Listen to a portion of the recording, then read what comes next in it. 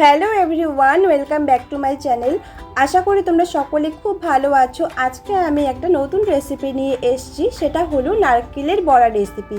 তাহলে চলো বন্ধুরা, দেরি না করে রেসিপিটা শুরু করে ফেলি। নারকেলের বড়া তৈরি করার জন্য প্রথমেই যেটা প্রয়োজন সেটা হলো নারকেল। তো আমি এখানে নারকেলের দুটো টুকরো থেকে একটা টুকরো আমি কুড়িয়ে রেখেছিলাম, সেটা আমি একটা বড় বাটির মধ্যে নিয়ে নিলাম।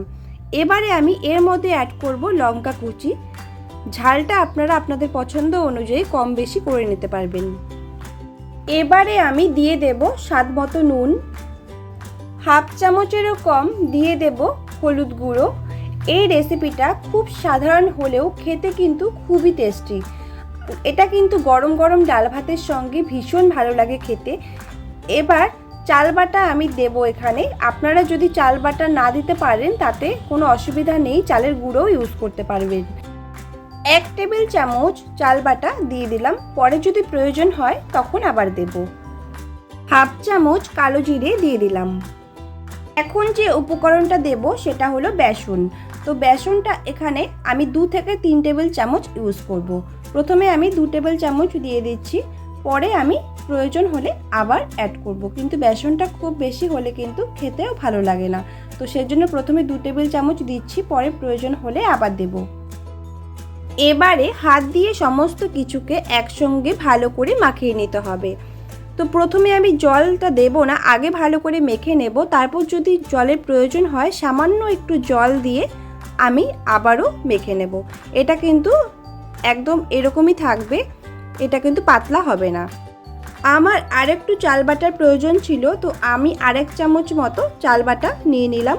এবার আমি আবারও সব কিছুকে ভালো করে মাখিয়ে নিচ্ছি, তারপরে আমরা নেক্সট স্টেপে যাব।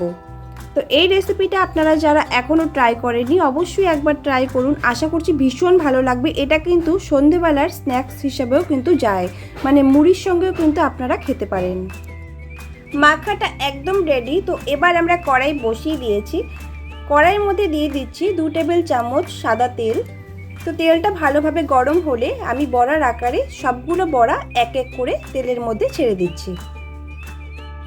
গ্যাসের ফ্লেমটাকে এই সময় মিডিয়াম থেকে লোতে রাখবো। আপনারা যারা এখনও আমার চ্যানেলটিকে সাবস্ক্রাইব করেননি তারা অবশ্যই সাবস্ক্রাইব করে রাখুন, আর নোটিফিকেশন পাওয়ার জন্য অবশ্যই বেল আইকনটা ক্লিক করে রাখুন। এক পিঠ ভালোভাবে ভাজা হয়ে গেছে, এবার অপর পিঠটা হওয়ার জন্য সবগুলো বড়াকে উল্টে দিচ্ছি।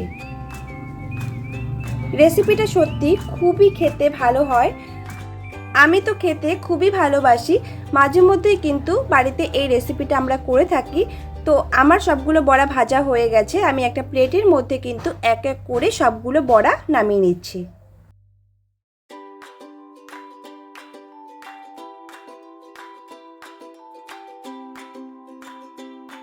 আবারও আমি সবগুলো বড়াকে এক এক করে একইভাবে ভেজে নেব। এই নারকেলের বড়াগুলোকে কিন্তু একদম হাই ফ্লেমে দিয়ে ভাজা যাবে না, তাতে করে ভেতরে কাঁচা থেকে যাবে আর পুড়ে যাবে।